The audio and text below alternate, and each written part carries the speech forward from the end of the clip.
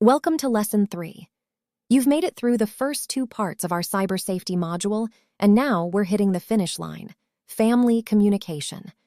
As you get ready to head into your new roles, remember that you aren't just caring for children, you're supporting entire families.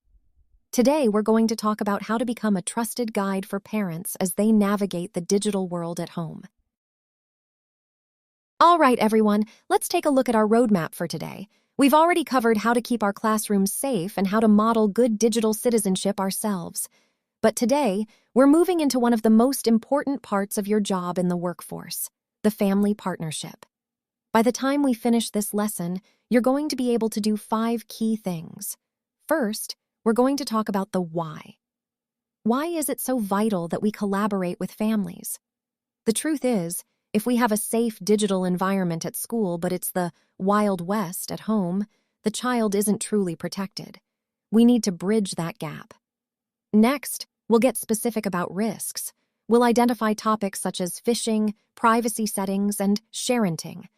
We aren't just learning these terms for ourselves, we're learning them so we can explain them simply to a tired parent who just wants to keep their kids safe.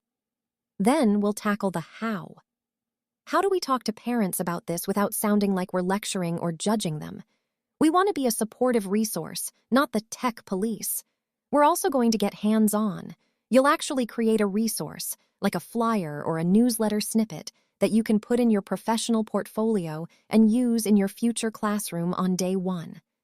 Finally, we'll practice that professional voice. You're almost finished with EDU 284, and this is where it all comes together. We'll demonstrate how to handle high-stakes conversations with parents so that the child's safety always comes first, while the family relationship stays strong. In this cyber safety lesson, our big picture goal is to help families maintain safe digital habits and secure online communication. We want to empower them, not overwhelm them. Before we jump into the material, I want you to take a moment with this slide. Be honest with yourself. There are no wrong answers here. How do you feel about explaining tech risks to a parent? Sometimes the hardest part of our job is having those awkward conversations about things like oversharing or social media. Just sit with these questions for a second to see where your own comfort level is. Cybersecurity does not stop at the classroom door.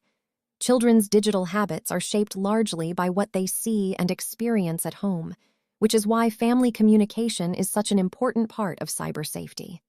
Many families are doing their best with technology, but they may not always be aware of current digital risks, such as phishing scams, privacy concerns, or unsafe online content. Technology changes quickly, and it can be difficult for families to keep up without guidance. When educators and families share consistent messages about digital safety, children receive clearer expectations and stronger protection. This collaboration helps reduce confusion and increases the likelihood that safe practices are used both at home and in educational settings. It is important to remember that our role as educators is not to police family behavior, but to serve as trusted partners. By communicating in supportive, non-judgmental ways, we help families feel comfortable asking questions and seeking help. Ultimately, strong family communication builds trust, prevents digital safety issues, and creates a shared commitment to protecting children in online spaces. Very different experiences, comfort levels, and expectations related to technology. Some families may be highly familiar with digital tools, while others may have limited experience or access to them. Access to technology can vary widely. Some households share devices among multiple family members, rely on mobile phones rather than computers, or have limited internet access. These factors can impact how easily families can implement recommended cyber safety practices. It is also important to recognize that many parents feel overwhelmed by technology. They may worry about making mistakes or feel embarrassed to admit they do not understand certain digital risks. This can prevent families from asking questions or seeking support. Cultural values and personal beliefs also influence how families approach technology use, privacy, and supervision. What feels appropriate or necessary in one household may look different in another. As educators, we have a responsibility to approach these differences with empathy and respect. By acknowledging families' digital realities, we can communicate in ways that are supportive, realistic, and inclusive, rather than judgmental or one-size-fits-all. I want you to think of digital safety as a safety net. If we have strong safety practices at school but none at home, the net has a giant hole. Our goal is to create a home-to-school connection. When families see you as a partner who cares about their child's digital well-being, not someone judging their parenting, they are much more likely to listen to your advice. Let's talk about the scary stuff for a minute, but in a way that makes sense. Phishing isn't just a corporate problem. If a parent's email is hacked, a stranger might get access to your classroom app and see photos of all your students. We need to help families understand that keeping their own passwords strong helps protect the whole classroom community. It's all connected. This is a big one. We've all seen it. The sharenting trend. Parents love their kids and want to show them off, but they often don't realize they are creating a permanent digital footprint for a child who can't say no yet. As a professional, your job is to gently model what post with consent looks like. We want to protect that child's future privacy before they're even old enough to have an account. The examples on this slide highlight common situations many families experience, often without realizing the potential risks. These are not mistakes caused by carelessness, but rather situations that arise when families navigate technology without sufficient information or support. For example, phishing emails or text messages are designed to look legitimate. A message that appears to come from a school, bank, or service provider can easily trick even cautious adults into clicking a link or sharing information. Oversharing on social media is another frequent issue. Families may post photos or details about their child's school, routine, or location without realizing how much personal information they are sharing publicly. Shared devices and passwords are also common in households, especially when families have limited access to technology.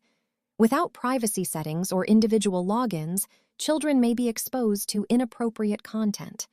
These examples remind us that digital risks are common and preventable. By understanding what families are actually experiencing, educators can provide practical, respectful guidance focused on prevention rather than blame. I want to share a story with you that sounds like it's out of a movie, but it actually happened. It's called digital kidnapping. A mom was just doing what most moms do, posting cute pictures of her son on social media. But because her account was public, a total stranger could take those photos and pretend the child was theirs on a completely different profile. This is why we talk so much about sharenting and privacy. It's not just about a photo being out there. Once it's public, we lose all control over where it goes. Now, look at the pause and reflect question. When you see a parent at your future center doing this, your instinct might be to tell them, "You have to stop that, it's dangerous." But remember, slide 7, we want to be partners. How can you turn this scary information into a helpful, supportive conversation? Maybe it's as simple as saying, "I saw that cute photo you posted. Have you checked your privacy settings lately? I just learned about some new ways to keep those photos for friends only, and I'd love to share that with you." Our job is to protect the child's digital identity while keeping the parent's trust. Educators play a key role in supporting families with digital safety, but it is important to understand the boundaries of that role. We are not responsible for controlling what happens in the home. Instead, we serve as trusted sources of information and support. One of the most important responsibilities educators have is to share accurate, age-appropriate cyber safety information in ways families can understand. This means avoiding technical jargon and explaining concepts clearly and simply. Respect is also essential. Families make decisions based on their own values, resources, and circumstances.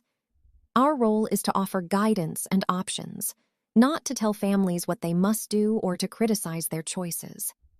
Educators should also be mindful of confidentiality and professionalism. Conversations about digital safety, especially when concerns arise, should be handled privately and respectfully, never in public or in ways that could make families feel singled out. By approaching cyber safety as a partnership, educators help families feel supported and empowered, which ultimately leads to safer digital environments for children. If you remember one thing from today, let it be this: don't be the tech police. If a parent feels judged, they'll stop talking to you. Look at the example on this slide. Instead of telling a parent they're doing something wrong, we frame it as keeping all our friends safe. We're using the same positive guidance strategies we use with children, just applied to adults. How we communicate with families about digital safety is just as important as the information we share. Even well-intended messages can feel critical or judgmental if they are not carefully framed. Supportive communication begins with normalizing challenges. Using phrases like, "Many families experience this," or "This is something we're seeing more often," helps families understand they are not alone and reduces defensiveness. It is also important to focus on offering options rather than directives. Sharing ideas, tips, or resources allows families to decide what works best for their household and respects their autonomy. Educators should avoid fear-based language or statements that imply blame. Messages that sound threatening or corrective can damage trust and discourage families from engaging in future conversations. When communication is respectful, empathetic, and collaborative, families are more likely to ask questions, seek guidance, and implement safe digital practices at home. This approach strengthens relationships and supports long-term cyber safety for children. Parents are busy. They don't need a 20-page manual. They need quick wins. I love the idea of a device parking lot. It's such a simple human solution. All phones go in a basket in the kitchen at 7 p.m. When you share tips like this, you're giving parents a tool they can actually use tonight to make their home life a little calmer and a lot safer. Okay, let's stop and think for a second. In the real world of a busy childcare center, you are going to be tempted by option B every single day. It's fast, it's easy, and you probably already have the parent's number in your phone. But I want you to look at this through the lens of a professional educator. When you choose option B, where does that photo of the emergency form go?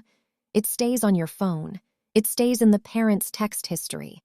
If your phone is lost or if the parent's phone is hacked, that child's home address and medical info are out there.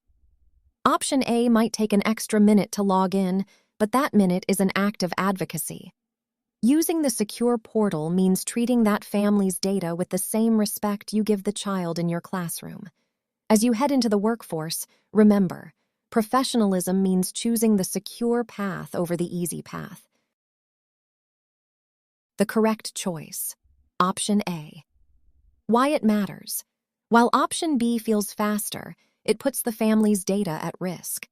Personal cell phones are often on unsecured networks, and sensitive documents, like emergency forms, should never be stored in a personal camera roll or text thread.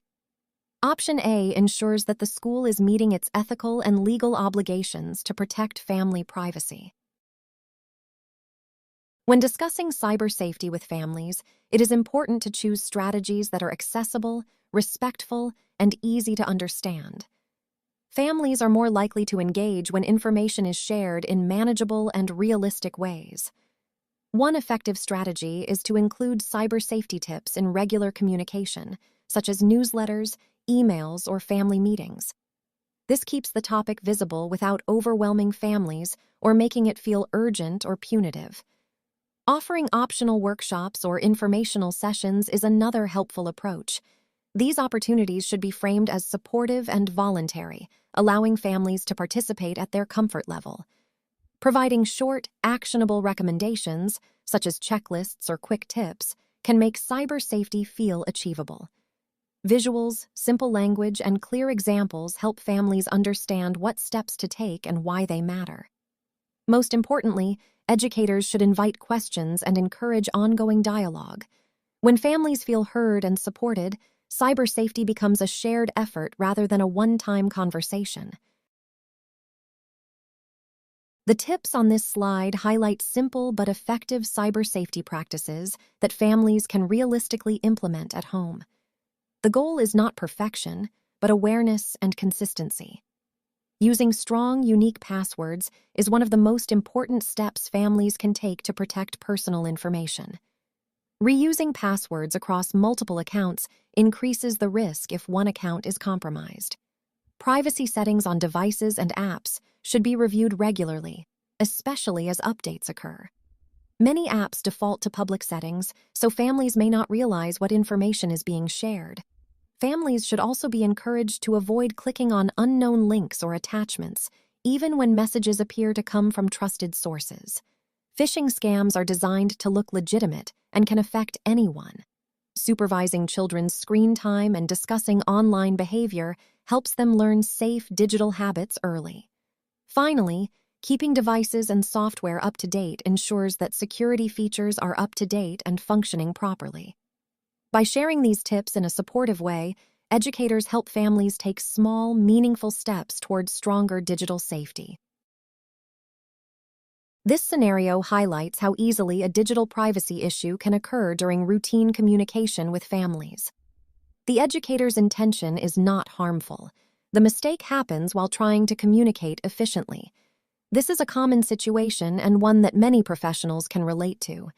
The focus here is not on assigning blame, but on recognizing how small actions, such as how an email is sent, can have significant implications for confidentiality and trust.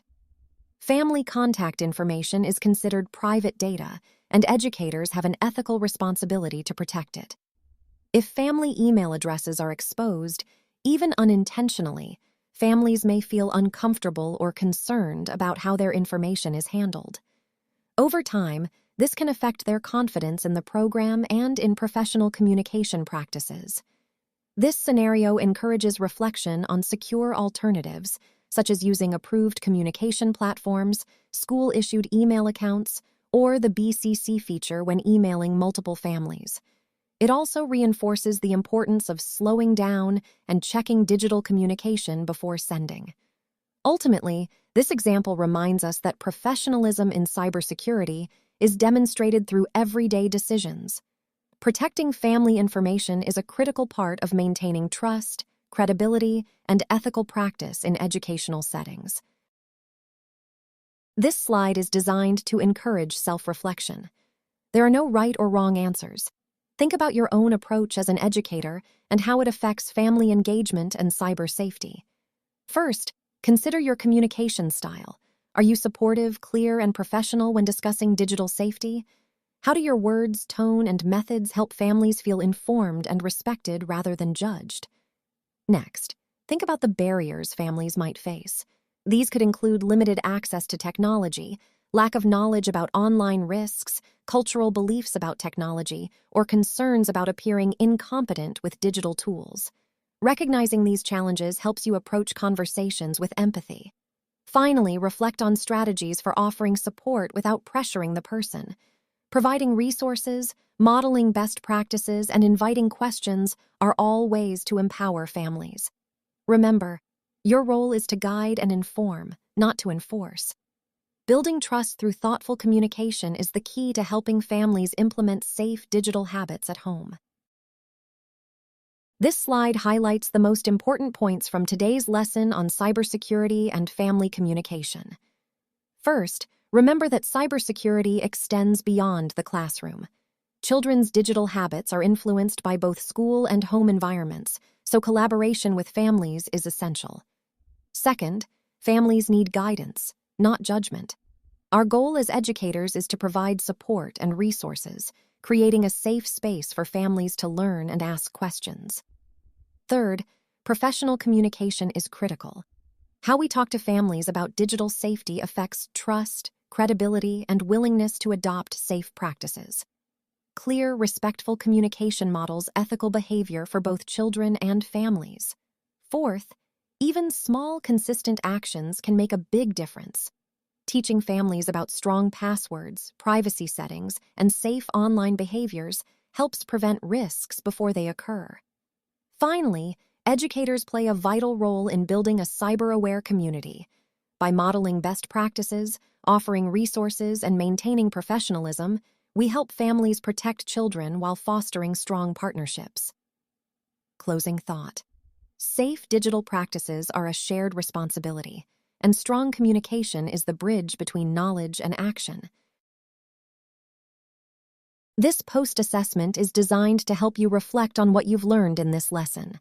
It mirrors the pre-assessment, so you can see where your understanding has grown. Question 1 asks you to rate your confidence.